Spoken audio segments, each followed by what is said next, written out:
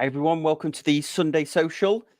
We're struggling for a theme this week, so we thought we would do questions and answers. So ask us anything about watches. We've got a couple of subjects that we'll go through, but keep those questions coming in the chat for us to answer. But before we do that, let's do a wristwatch check. Thomas, you're in the hot seat. What you wearing? In the hot seat, I'm wearing my Tudor P01. Ooh. I wore it to the London Watch Show all weekend, and it's a great watch. I love it. I don't wear it enough, actually. Really nice watch. Yeah, really nice watch. It's got the little latch system for changing the bezel, locking the bezel.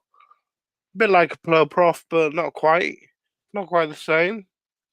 But Okay. yeah, so I think as Dave was saying, they might discontinue this watch soon. Dave?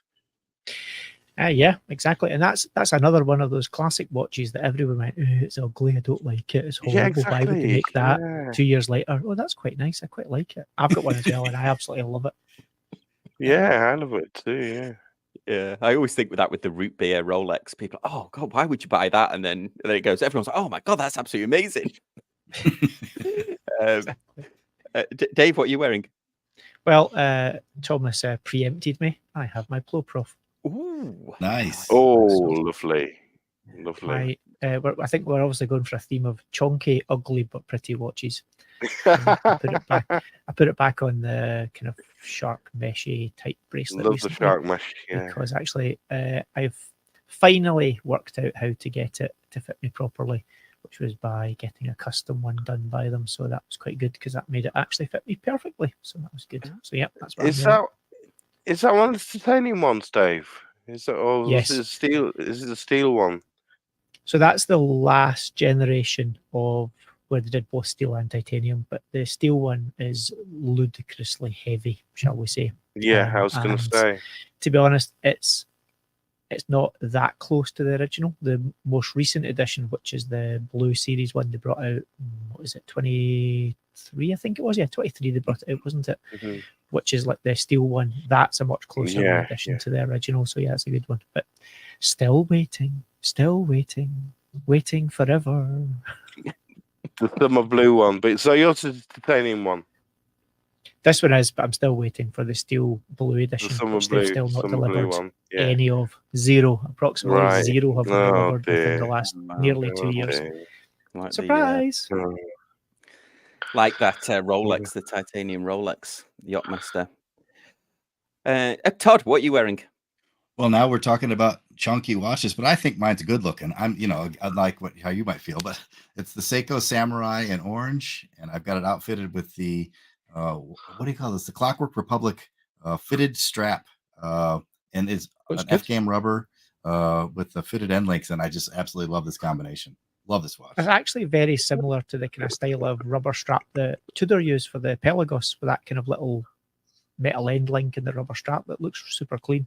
Yeah. The way this company works, I can't remember. I feel like they're in Taiwan or something, but like they have, I think all of their F-game rubber straps have the same termination point. So they make them for an SKX, they make it for a Turtle, they make it for everybody here, and then you get independent fitted links for each one of those brands. So it's kind of cool because you can go in and be like, okay, well, I've got this, and they'll let you just buy a black or a blue or a green of just a rubber strap if you already own the end link. So really cool. To be honest, it's a super clever way to do it because the expensive part of rubber straps is the mold. And if you can make sure all your straps are the same and you just change color, Bob's your uncle, you can actually make it viable. Even for low volumes, for colors, Yeah, clever company. Awesome.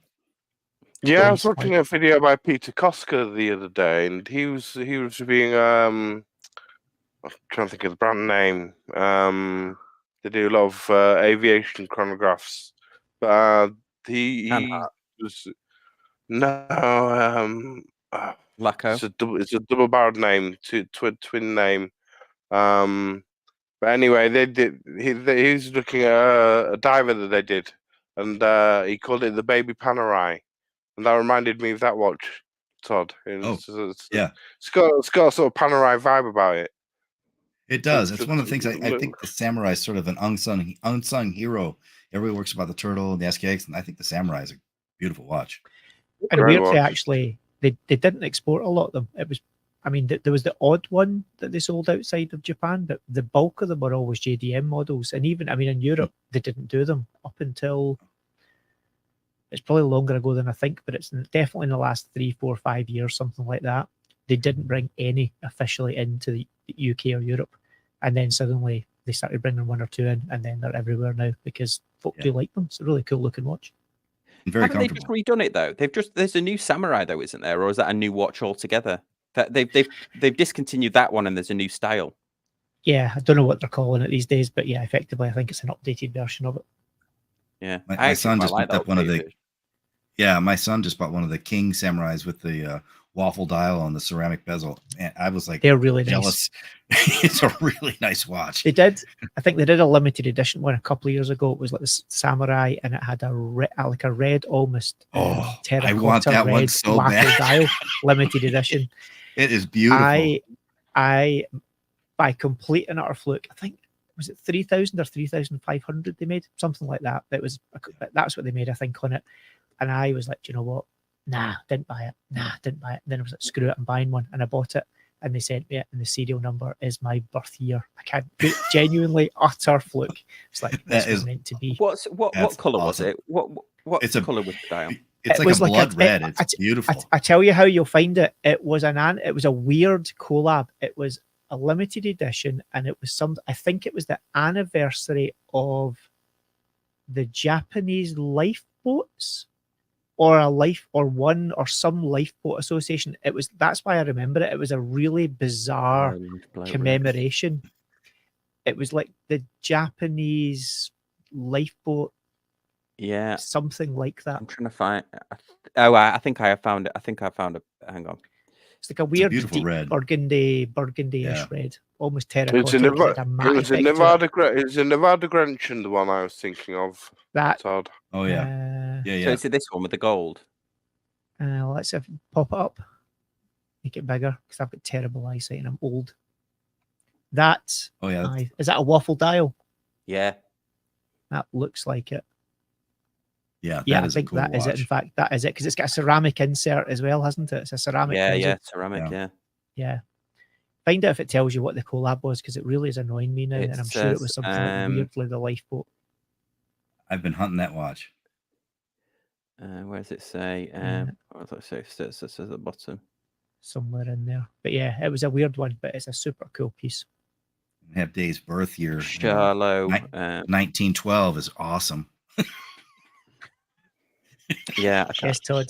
I will remember that. That's going straight into that. Hang on. Actually, I'm going to get the notebook right now. I need to get my ink and quill out as well, I'm afraid. If anybody knows in the comments what that was a limited edition, what that was a collaboration with, let me know. All right, I will round this off, and I'm wearing the Veya. Oh yeah, Veya Dirty Dozen watch. But if we're going big watches, Citizen let me in one of their Pro Trekker, it's called. Watch, which we'll be doing a review of, but it's got some interesting features on it. So we'll be doing a review of that very shortly, and I've got a Citizen one coming out very soon. I'm a fan of their watches. I think they do some really nice stuff. Nice colourful dials, nice colourful bezels. And they're up in the quality big time on them. Yeah, I've got a Series 8 review coming out, which is really good. Nice. Okay, let's just see if we've got any questions coming through now. So hey Kevin, thanks for joining us. Jack, thank you very much for joining us. Brassic Time said I think this is your strap, Todd, to Clockwork Orange. And then here you go. Brian's got one. Hello all. When winding your watches, do you rotate the crown in the winding direction only, or do you keep your fingers on the crown and rotate it both ways? Am I hurting my watches by going both ways? Because you sometimes see jewelers do that, don't they? They rock it back and forth. It's just a ratchet system. It's sort of like a torque wrench or something. You know, I don't think it hurts it at all. It's just like a little. You mean if you're if you're winding it, if you do it like a finger on the top and bottom, or if you Yeah, just put one on it and if do you this? do backwards and forwards. So I'll answer the question on that one because I asked one of our watchmakers that very question, and I got the usual kind of look of disdain and stupidity of why are you asking me questions and why are you talking to me? Then they gave me the real answer, which was if it's quite a free crown and you do it and you don't put a lot of down pressure on it, it won't do it any harm. But if you've got a habit of pushing down on it when you push up, you'll obviously flex the stem slightly. Yeah, the stem will have some give in it. It's not too bad, but you might over a long time put excessive wear on the seal at the bottom end where you're pushing down on it. Whereas if you put both fingers on it and do it, it will stay centralized in the seal. So no, it won't cause any problems, but yes, it will over long term, or if you're basically a bit feckless with your hands. Okay. Right. Actually, we've got a few coming in that crown related. We've got Clem 44 says, I accidentally pulled the crown and stem completely out of a GMT watch. Strangely, I was able to push it back in and it seemed to work. I sent it back for a warranty concern. Did I ever react? No, you didn't. No, you did the right thing. Yeah. It means there's a little there's a little hook basically inside, because if you looked at the stem, you'll have seen the little square section, and there's a little kind of like machined collet almost in it, and that clips into it so that when you pull it out, it stops it coming out any further. That's either been sticky, not there, broken, and it's allowed it to come straight past it. So normally you have to press a little button or detent it or lift it up when you put the case back out to pull the crown out. So it shouldn't come out of its own volition. You have to do that with the case back open too. Like the movement has to be exposed to actually release it. As a 99.99% of the time, yes, there is sometimes other ways to do it, but that's generally the way you would do it for sure. Yeah, and you have to, because sometimes you have to, when you're doing it yourself, you have to make sure the rotor isn't covering the little button. I've done that before where I've had to remove the stem and the actual rotor, you have to kind of swizz it round. Okay, well, actually, Chili Badger says it's the Seiko Shu-Ira special edition with a motif of the Japanese naval forces. There we go. That's it. I knew it was something to do with boats and water in Japan. I said lifeboats, naval forces, but that's it. That's the one. It's pretty close. There's lifeboats on those boats. Well, depends what generation of Japanese naval we're talking about here. You know, during that larger conflict we had about 70 years ago, they were more inclined to just not use lifeboats of any description. It was honor. That's right. So John Whalen says, do you think that on-the-fly adjustment class will ever be more common on larger brands? Citizen has a few divers with ratcheting class, but I wish they would put it on the Forza and Soyo. So I actually totally agree with this. It's all about that. Yeah, unfortunately. Predominantly. Yeah. At the entry level, I think the problem is to do it well, most folk moan when it's huge and chunky and massive and it's ugly. They don't want it because it's not very pretty. And to do it well and thin and slim, it's unfortunately just, it costs money. I'm not saying the watch has to be ridiculously expensive, but it does cost money. And if you want certain watches to be $200, something has to give somewhere. Yeah, because there is I mean, the Jack Mason, I think they do one of the best in the sub $1,000. Their ratcheted class system is awesome. Christopher Ward's is awesome as well.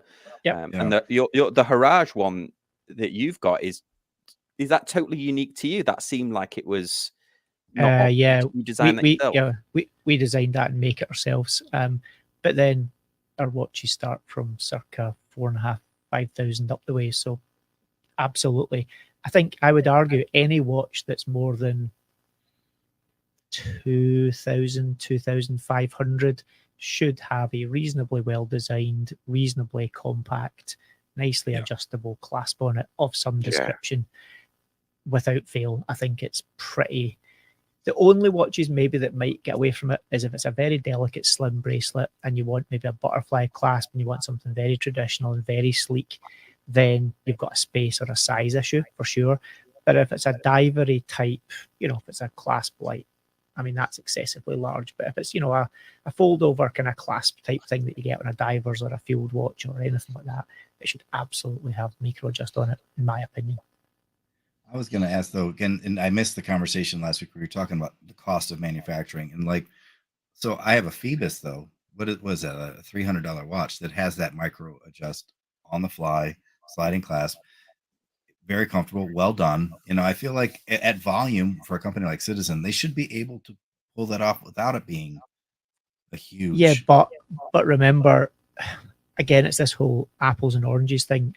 Unfortunately, Citizen is predominantly distributed via a network. So a 200, $300 watch for them is a much cheaper product for them to manufacture, so that everyone along the way gets their margin.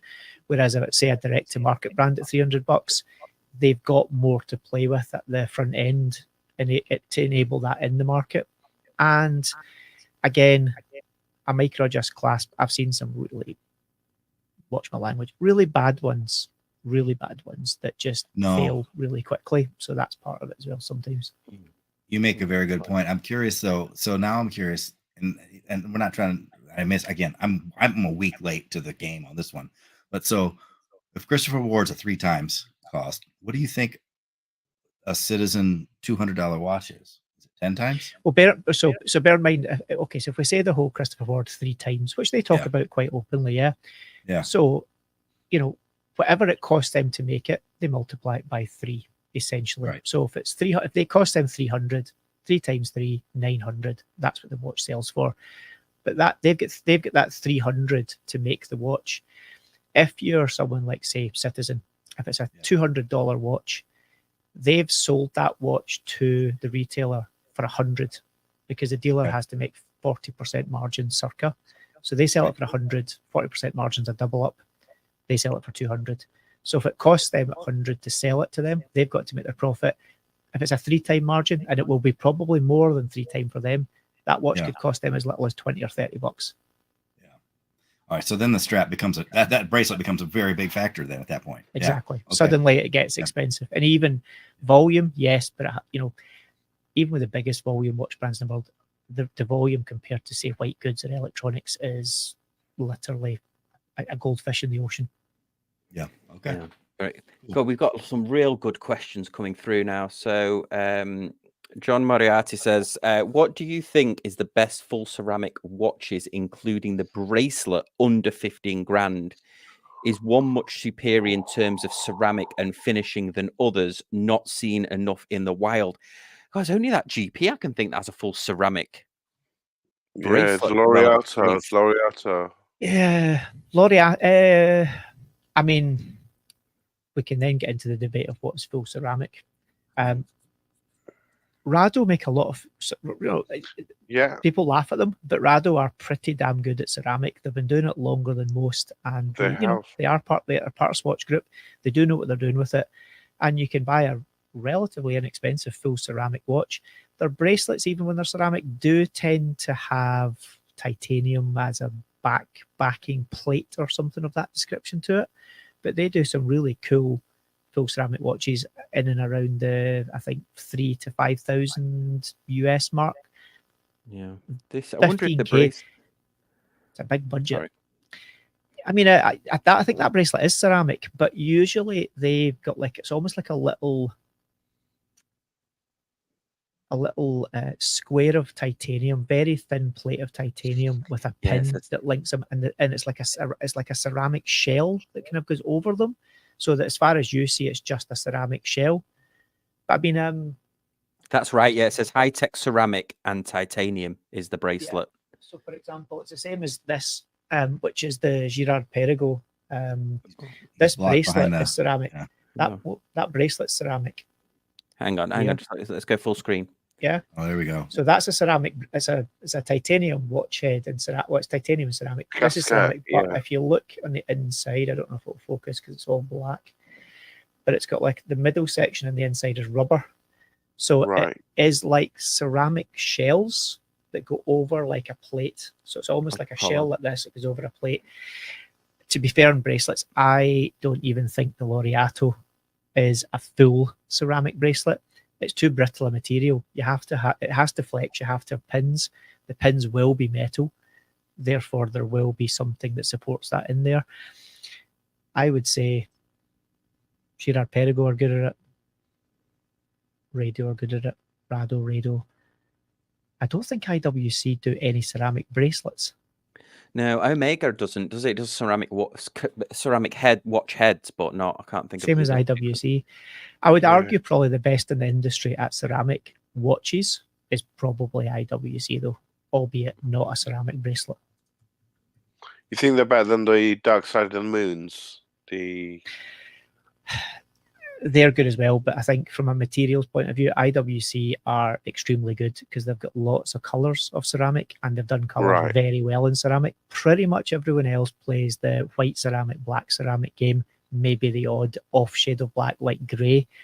But IWC are one of the few that do a really good, the sandy coloured ones. They've done reds, they've done various other colours in ceramics that are actually, they've done the blue, I think, as well. Yep, that one. Yeah, so that's blue. And their colours are good colours. And they are proper ceramic. What about Hublot? Do they double in ceramic? I know they double in sapphire. They go in sapphire, they definitely do ceramic. In fact, they've got a colour. Can't remember what it is, but what is it, orange, an orangey red or something like that? There's one of the colours they do that they actually have the patent on ceramic in that colour for watches because they worked out how to do that colour in ceramic. Ceramic by its very nature doesn't particularly like being coloured. Right, but they're quite expensive then, Hublot, aren't they? You're talking 40k or something, aren't you? 15 you'll be pushing it. I think more. I think you're definitely into the 20s. I would say probably. To get into Hublot. And also, it depends whether you like the fact that they're butt ugly at the same time. Yeah. And ceramic, the bracelet itself is, I would feel like the most dangerous proposition of it. Like you bash your. Their website's broken. Hublot's. Sorry to cut you off, Todd. No, you're good. I mean, the bracelets take a lot of abuse. You know, the watch head too, but I would be really worried about. Yeah, I mean, I think that's why more times it tends to be a cosmetic ceramic, whereas the cases quite often in the high end stuff in ceramic, the case is structurally ceramic. It quite often maybe have a titanium tub in it to hold the movement, etc. But in the bracelets, everything I think I've seen has been structurally a other material, and the ceramics being the kind of embellishment to make it look like it's a full ceramic bracelet.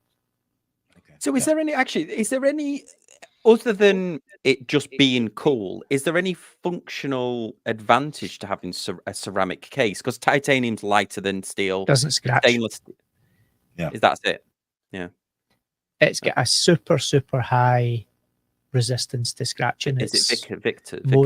It's Mohs rating, Vickers rating, or whatever scale you want to use is way up there. It's not as hard as diamond, but it's right up there. So it just doesn't scratch. The problem is it's lacking ductility, so it can shatter or fracture much more easily than metals, which will more likely ding or deform. So it's, to be fair, it's rare, but I have seen a couple where folk have maybe dropped it on a solid stone floor and the lug is snapped off. It does happen. What do you think? What do you think about differences between carbon and ceramic, Dave? Carbon's much tougher for sure. Right. Full stop. I mean, it doesn't. It's a much tougher material. Yeah. It's light. It's tough. It looks pretty cool, and if you use it properly, it's a pretty dirty material to work with, though. Right. It depends what your stance on environmental stuff is, but carbon's pretty filthy. Right. Okay.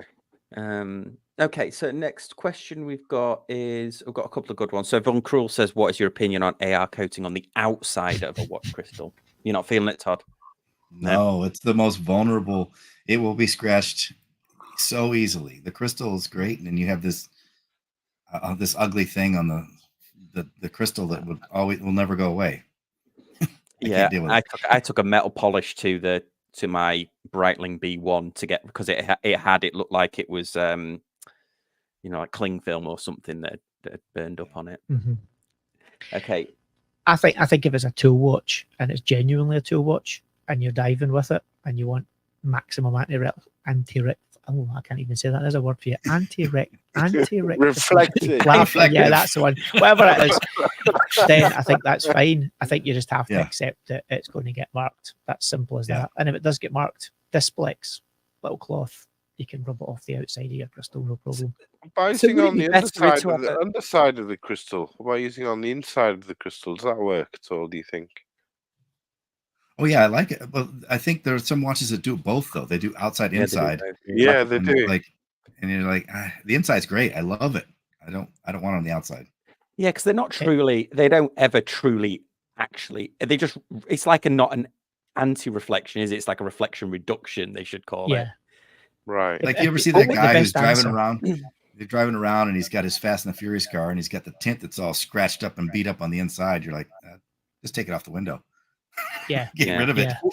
The best, Yeah. the best way if you want to play the proper oh, I can't even say it. You know what I'm talking Anti-reflective. about. That's the one. Anti-reflective. That's where I go. Said it. If we want to do that, get an oil-filled watch. Get like I the was just Zen about to say that. I Nuance. was just about to ask you They that. they genuine that really does work. That's amazing. You can quite literally look at it. Like Super this, cool. Yeah. and you can read the time. It looks like it's a bit of paper on top of the dial. It's amazing. Yeah, and Zinn makes some great ones. I mean, you can actually oil fill a normal watch, can't you? Watch Chris oil filled a G-Shock and stuff. I mean, like a digital G-Shock. Yeah, you can, but mechanical watches are a little bit more awkward. Oh yeah. Okay, so thanks, Von Cruel, for that. Next one is so Eric says, "What's the best way to keep your watch from rotating to the outside of your wrist, short of wearing a tourniquet?" Well, first of all, don't buy Invictus. Is the first question. The other one, actually, this is something that did bother me. I think it's to do with how I always used to have the clasp where it was sort of level on my wrist, but now I've learned that I need to have it slightly one side slightly further round. And I was never doing that. So I need to have this. I need to have the middle of, so I'm not showing this, but the middle of the clasp on my wrist, not the middle of the deployant. I need to have the actual mechanism lined up on my wrist. And I think you've hit it in the head, Sam. I think the problem is most folk probably get their watches sized by their dealer when they buy the watch. And the dealer goes, "Oh, okay, you need 2 links out, 1 link out each side." It's just because it's easy. But, like me, it's exactly the same. You can maybe see that one's much longer than the other. So long, short. And it's not in the middle. And it's because my wrist is funny. So either cosmetic surgery on my wrists, or I need to just pull the clasp so that when it's on me, the clasp, everything looks centered when it's on me, but it's not centered when it's off me. And you just have to mess around with it and keep moving links. It's an absolute pain in the proverbial. You just have to keep messing around with it until you get the sweet spot. Yeah, and I actually did that, and I found that out when I had that Grand Seiko, and I was trying to get it to. I did a lot of research on was I adjusting it wrong, and I wasn't. But yeah, so all of mine now actually. Where do I wear it? I wear it that way. So yeah, all of mine now that side is. No, this class is the wrong way around. Anyway. Yeah, it's always shorter on one side now, but I always used to do it equal from equal sides. So yeah, Eric, that is try taking it out so that the actual clasp mechanism, this bit is centered. So, halfway between instead of this bit being centered on your wrist. Try that. And this is maybe obvious to say, but like we were just talking about, we all have different wrists, and I've got a big bone on mine. I tend to have a flat, wide wrist. But if you have a really round wrist, it could be a problem. Like there may not be a solution. Leather straps maybe your friend. Also, a watch with like a curved case back sometimes helps me, like a domed case back, like Seiko does, or other watches where they have a domed. I mean, that's a flat case back, isn't it? But where they have a more domed case back, that sometimes helps me. Like the Breitling, actually, if you look at the back of it, the B1 I had, which has the propeller, it has a big sticky out bit, and you're like, that's going to be uncomfortable. But it isn't. It actually does, because it's a huge watch, and also their asymmetric bracelet as well seemed to fit me really well. So, but anyway, there you go.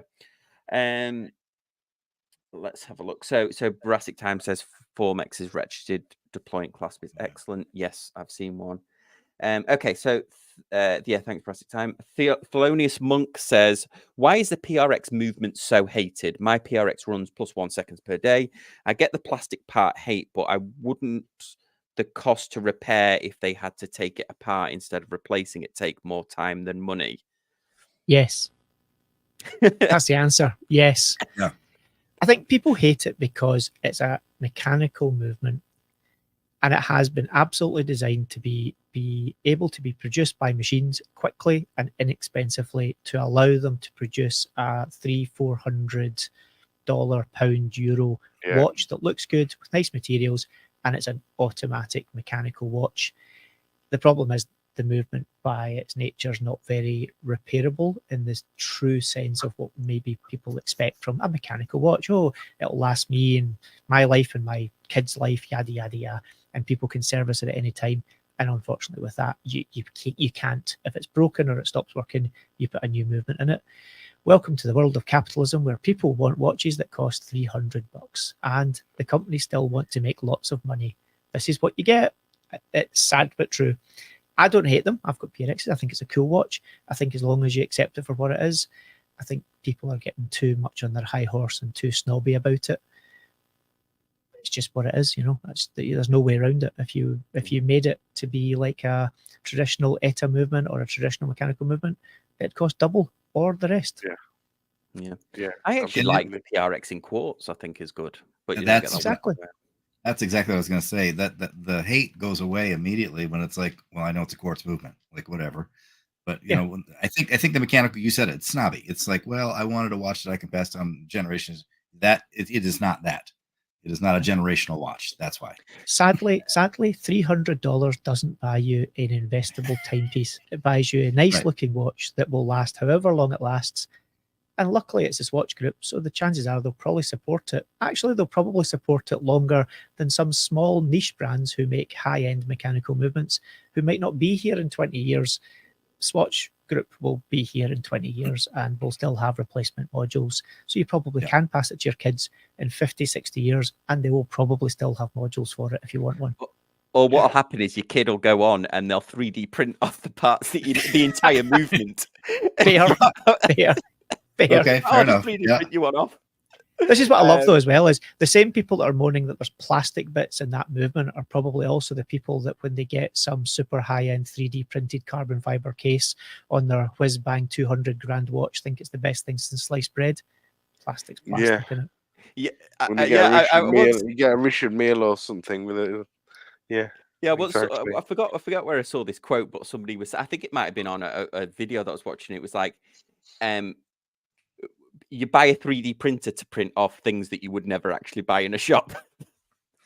People like, oh, I'll just 3D print a frog.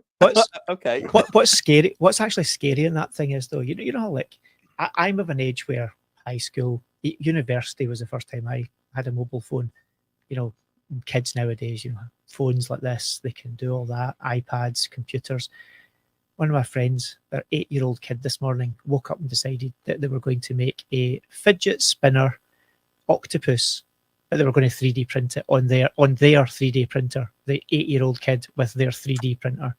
And I was just like, God help us, really? Seriously? Yeah. We're all doomed. We're doomed. Yeah, I was watching something else today as well. I think it was where that comedian, the British comedian, I forget, it's Alan Carr, and he was actually being seriously interviewed, and he said that the one thing when you get up in the morning to be thankful for is like less than 50 years ago, people never had hot showers in their house. So the fact that you can now have a shower is like revolutionary to like our grandparents. So next, so let's crack on with these. So Mark says, with the reported downturn in the watch market, are you finding it easier to get discounts at ADs?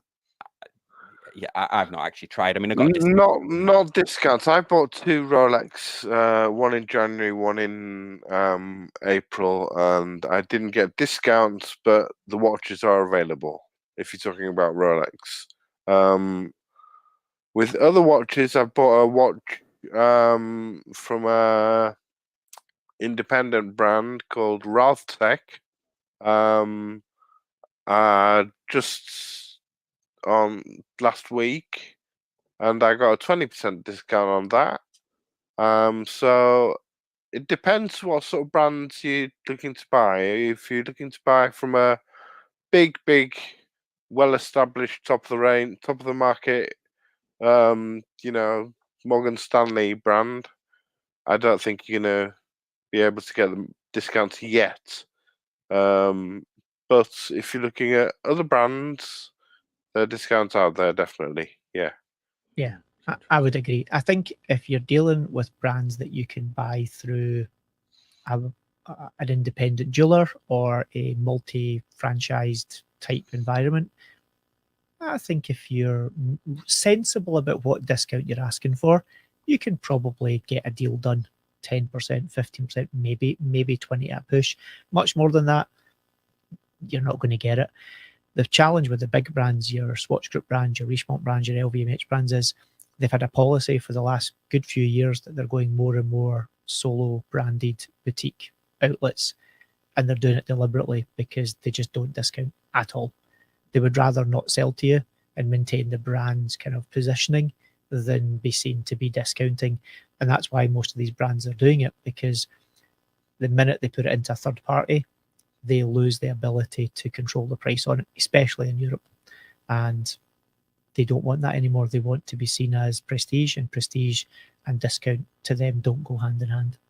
Yeah, and you would think it wouldn't work, but it's been working for years in the fashion world, hasn't it? Like Louis Vuitton. And Price control. Quite simply put, it's price control. And when you control your own market, Apple are the king of it. Good luck getting a discount on Apple. Yeah. And I'm sure we see the reports, Apple sold less iPhones this year, or iPad sales are down. There's not typically much to be had in the way of deals, certainly on the kind of latest stuff. Yeah. The economy's made it difficult, even though down the market. For the last several years, I enjoyed experiencing a watch, moving it at a loss, admittedly a small loss, and then getting into a different watch. Now you can't even move them at a loss. Like, people are just not buying throughout the lower market. It's crazy. Yeah, absolutely. Yeah, that is true.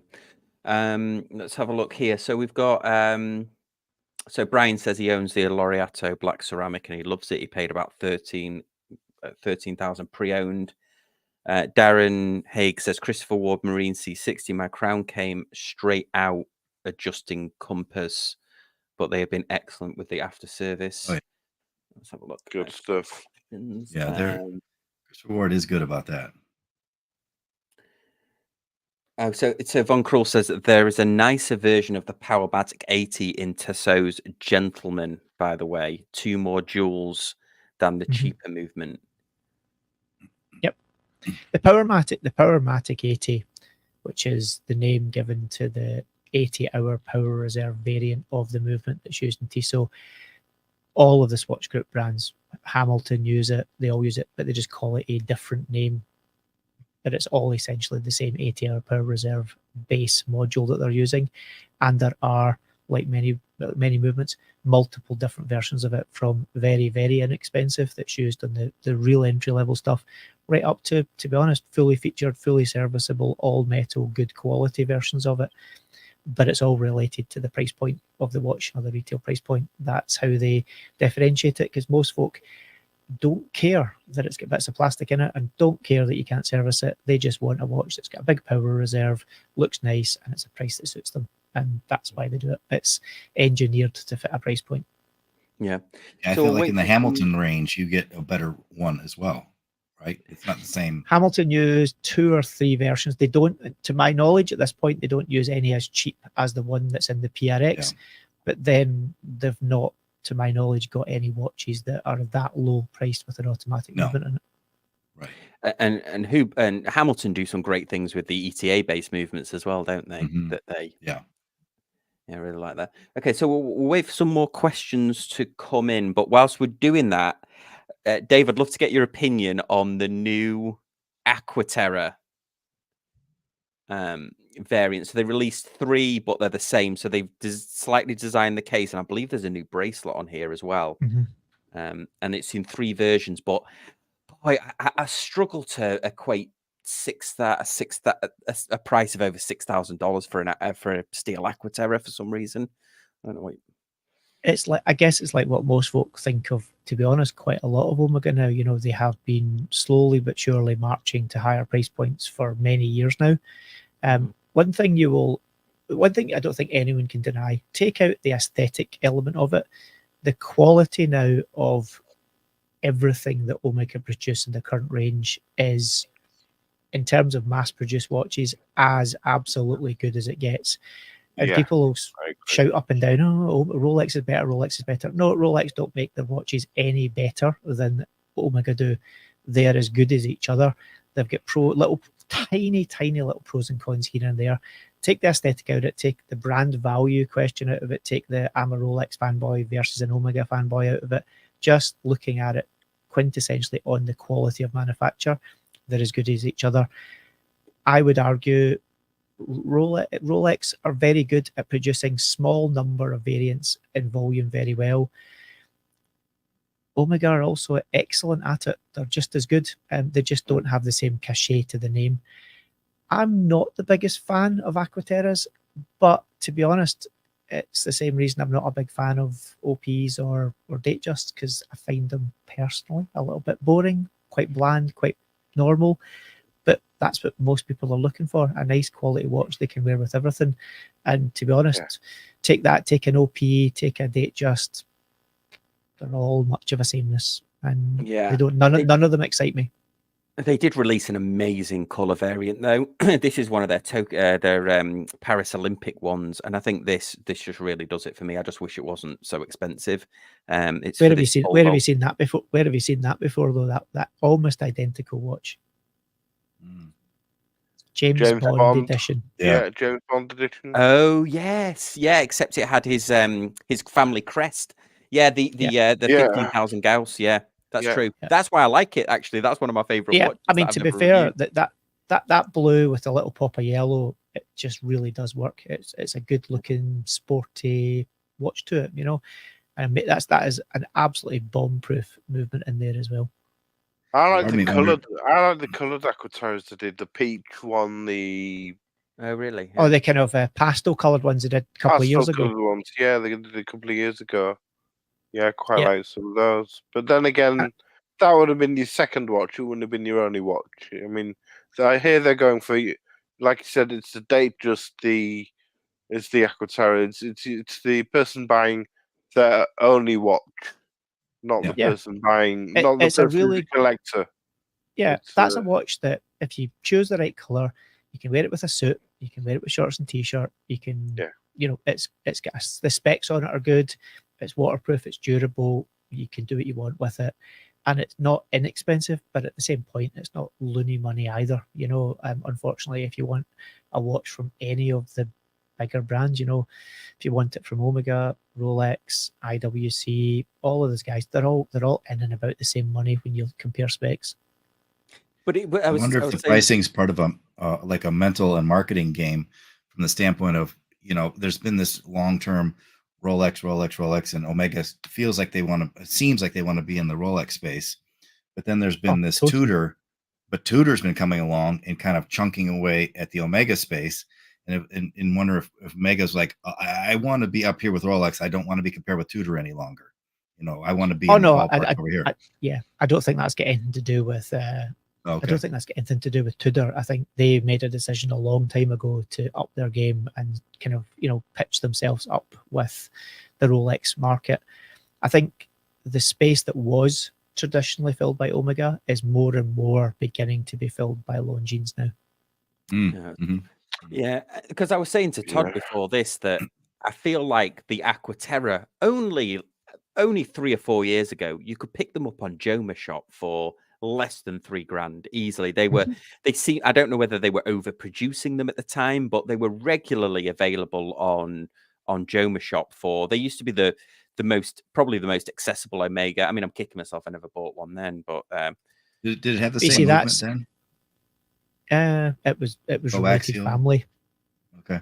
Yep. But then where most of the Joma Shop stock comes from is third-party independent retailers who were Omega dealers. They had a couple of watches maybe that were 2-3 years old. They had a bit of stock. They were being pressurized. You need to buy new stock. You need to buy new stock. They hadn't sold stuff. What happened? They job lot it out. There's lots of companies that do their job is they go around these people and say, what have you got that you don't want anymore? And they buy it in job lots, and it ends up in places like Joma Shop. And that's why more and more of these brands want to get away from that model and go to boutique type, we are selling only our product there, because it stops that stuff ending up in the grey market chain. Yeah. Yeah, so you can still pick them up, but these you're right, Dave. These all do Super look old. like previous models. Yeah, and like they're older all models. older stuff. Yeah. Yeah, and And they've don't got get me some wrong, there's pre-owned. still you'll still that look like a world timer further there that you passed. That's not that old, the world timer. Further up a little bit, there was a blue one, I think, wasn't there, near the top? Oh, there's the green. There's that green one. That's a newish one, isn't it? So you'll still get they still do have third party retailers around the world. So these guys will go hunting this stuff out. So it's like 1,000. It's not like a crazy discount, is it? Joma Shop used to be able to get 30% off, but that's only like little over 1,000 off retail, which isn't a lot. No. Especially when you don't get the, you get the Joma Shop warranty, but you don't get Omegas. Yeah. Yeah. Good question from Chili Badger in Chili Badger. comments. Yeah, good question there. Does anybody on the panel think that white gold is a bit pointless? Not me. I love it. I'm looking at getting a dress watch in the future, and it's white gold. So Breguet. And so why? Okay, so why? Because visually it looks like steel, doesn't it? It's close, but it's not twice as heavy, is it? It's like, is it twice as heavy? It's much heavier though, isn't it? It's a lot in heavier. the hand. Yeah. So is that what you like? I'll let Thomas answer. I find that I'm not that kind of person that wants to be flashy. I'm not a flashy person. I don't want to be in your face with a look at me gold watch. I want to be under the radar, but I do want to know that I'm wearing something precious and that I'm wearing something quality and a really nice, something special. And that's where my preference comes into it. I don't know what Dave thinks. Pretty much the same. I think for people that like the idea of owning something very special, and let's not beat about the bush, a gold watch is not exactly a pocket change purchase. It's an investment of money. It's typically 15,000, 20,000 minimum and up the way from there, depending on what it is. And some folk just don't want to stand out. Same reason as why the folk wear really nice unbranded t-shirts or clothing, and pay a lot over the odds because they don't want to be shouty about it. It is that stealth wealth, or just understatement, I guess, is the best way to describe it. But while simultaneously in your head being, oh yeah, like, I know what it is, I like it. And there is something nice about a watch that's a little bit heavier, and the colour thing from a distance, the beauty of it is folk just think it's steel. But if you put them beside each other, there's just a warmth from white gold that you don't get from steel. Steel's quite, that the cold edge of steel that they talk about. It's a very cold kind of material, even to look at it up close. White gold just has this warmth to it that you don't get from steel. So when you put them side by side, you can definitely tell what one's what. Yeah. Let me extrapolate though from the question and what Thomas's answer is. So I buy a white gold watch because I don't want to be flashy, but I want it as a nice watch. Yeah. Is there a point in having a white gold tool watch? I don't think so. No, I would. I go a white gold dress watch. For me, a white gold dress watch. I don't think a white gold tool watch. I mean, you could go platinum, which is even harder than white gold, which is harder. And the people who buy day date, for example, a platinum day date. It's a bit more resistant to scratches. And that's been the choice. I met 2 people last weekend who had platinum day dates, and they much preferred it to a white gold one, and they loved them. I think, Todd, if it was an out and out tool watch, like a dive watch, say, like a Submariner, no, that's not. If you like it, good on you. Knock yourself out. Yeah, not my vibe particularly. I think a chronograph tool watch, which is maybe more, a doctor's watch, or something of that ilk, you know, Okay. like that I can get on board with. But dive watches and precious metal, not really my thing. I'd much prefer it, to be honest, probably to be titanium if anything else. But dress watch for sure. Or when you get into kind of high horology, you can start to get some real nice stuff in precious metal. One watch, one yellow gold, or should I say Sedna gold watch I did fall in love with was the Sedna Gold Speedmaster. Oh, yes. And I tried that on, and that was something else. It was, I had it next to a rose gold Daytona, and I preferred it to the Daytona any day of the week. It was just something. The Sedna is such a cool product. Yeah, the hue from the gold was something special. It was just the way it reflected the light, the way it was just something else. Something, it blew away the Rolex. It just like the Rolex Rose Gold, it's nice, but see when you see, I think Laurent Ferrier do like a really strong red gold, and it is it's just and it's £250,000, isn't it? So that's the other problem as well, for sure. But it's and it's weird because I think the problem for me with yellow gold is, especially classic 3N yellow gold, is it comes with the whole 1980s stockbroker Dallas, you know, kind of what do they call them? Scarface. Yuppies in the UK, you know, just that kind of whole gangster look. And I think, but then I guarantee you there's 20-year-olds who that's alien to them. They don't even know what that is. Yeah, so to them, yellow gold's not it doesn't have the same preconception as it has for us. Well, and Dave nailed it. The doctor's watch. This is just amazing. 225,000 euros. This one. I mean, all I'm going to say is, I'll get two. That is literally chocolate for the wrist. Look at it. Even the color, and that bracelet looks like a classic British bar of dairy milk. Yeah, it's stunning. I saw this. That's one of the sexiest watches on the market, bar none. I agree with Dave. It's just amazing. And I mean, when it comes to subtle, that's as subtle as it gets. Weirdly, considering how much it costs and it's gold. It's a pretty brave brand that can do a watch at that price, and it's a tourbillon. And what have they not done? They didn't display it. I was going to say you can't see the tourbillon. I mean, that is a full. That is a subtle flex if ever there was one. That's why you love it.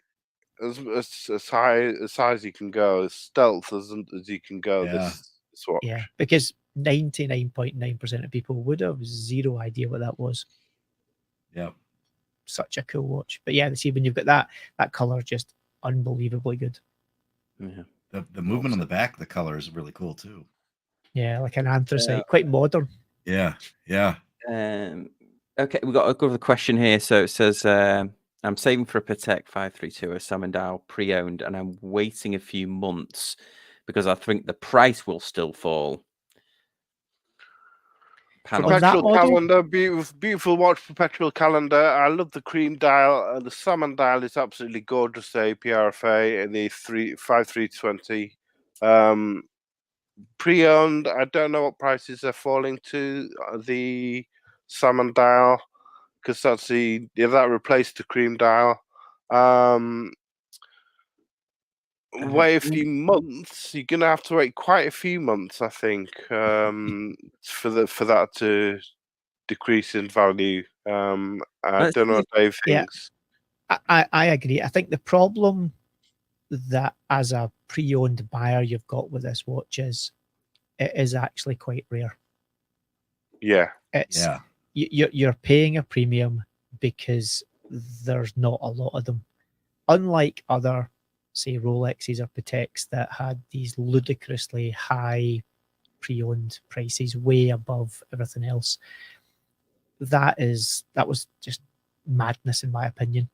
With something like this, when there's a watch that there's just not many of and you can't get them new, or if the new list or the new waiting list is years and years and years and you have to have ticked all the boxes, you just sometimes have to bite the bullet if you want it. Yes, I think it's more accurate to say prices have stopped going up on watches like that. Will they come down? A little bit, maybe. but I don't think it's going to materially come down. It'll only come down when the demand is not there and people desperately want rid of them. But I don't think there's many people buying that watch new who'll suddenly be desperate to get rid of them. It's not that type of watch. It's not being bought speculatively, to my knowledge. Yeah, but EPRFA is it's my favourite Patek. This is super nice. This perpetual calendar. The syringe hands, numerals are beautiful. You've got great taste, man. Look at that. I think if you look, sorry. I was going to say, if you look at that graph, though, probably for the last main chunk of time, it stayed pretty steady, to be honest. It's what's the percentage flexation there? It's not a lot, is it? No. If you wait months and months, you might save yourself a couple of grand out of 75. Yeah. You have to weigh up. I mean, being respectful, if you've got 75 grand to spend on a watch, then frankly, I don't think a couple of grand is going to sway your decision one way or the other, whether you do or don't buy it. I don't think it's suddenly going to go from 75 to 50 or 75 even to 65, to be honest with you. If it might end up at 65, but it will probably end up at 65 2 years from now. And that's only purely driven by, in 2 years from now, there will be fractionally more of them on the market than there are today. It's as simple as that. Yeah, I mean, it's wild, hasn't it, that one sold on Chrono for 122,000, and then that was in September, and then in November, January it sold for, so 3 months later, is it 86,000? So that was one hell of a. But you see, again, you've got the back end of the high of the market at that point, where people were frankly making irrational decisions and just thinking that everything was on an upward trend forever. And there was an awful lot of people, September to December last year, got stung badly. Yeah, Budinki, one of them. For sure. Yeah. Awesome. Well, I think that was just making sure I haven't lost any. Brian's calling you out here, Thomas. He says that he believes that Thomas called my white gold Pepsi nonsense.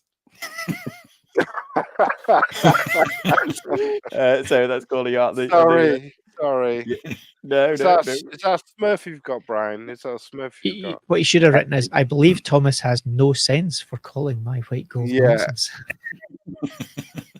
Awesome. Well, yeah. I mean, anything else? Any other topics we didn't cover that the panel wants to go over? I think we got to the end of the questions. Hopefully, I caught everyone's.